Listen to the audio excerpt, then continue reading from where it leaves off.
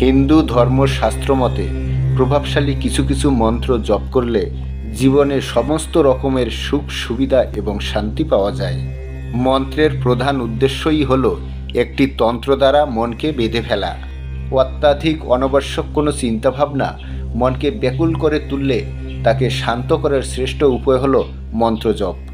মন্ত্র সাধারণত 3 ধরনের হয়ে থাকে: সাত্ত্বিক, তান্ত্রিক এবং শাবর। প্রতিটি মন্ত্রেরই পৃথক পৃথক মাহাত্ম্য রয়েছে। প্রতিদিন যে মন্ত্র জপ করা হয় তা হল সাত্ত্বিক মন্ত্র। এমন কিছু মন্ত্র আছে যা প্রতিদিন জপ করলে মানসিক শান্তি বৃদ্ধি পায়। যেমন মহাবিশ্বের প্রথম মন্ত্র হল ওম। এই ওম মন্ত্র একাগ্র চিত্তে জপ করলে মনের সমস্ত অপূর্ণ ইচ্ছে পূরণ হয়। হিন্দু ধর্মে মন্ত্রের অসাধারণ গুরুত্ব রয়েছে। সব হিন্দু ধর্মগ্রন্থেই মন্ত্র জপের মহিমার কথা বলা আছে। এই মন্ত্র সাধনা মানুষের মধ্যে ইতিবাচক শক্তি নিয়ে আসে।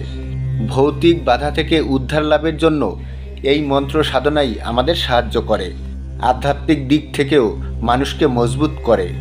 যে কোনো মন্ত্রই জপ করুন, আপনি যুক্ত হবেন ঈশ্বরের সাথে। বলা হয়ে থাকে, একটানা মন্ত্র জপ করলে তৈরি হয় ধ্বনি তরঙ্গ। তাতে কম্পিত হয় শরীরের স্থূল ও সূক্ষ্ম অঙ্গ। এর ফলে মানুষের সূক্ষ্ম শরীর সক্রিয় হয়। এর পরিণাম অসাধারণ। যিনি নিয়মিত মন্ত্র জপ করেন তার মনে অশুভ চিন্তা আসতে পারে না।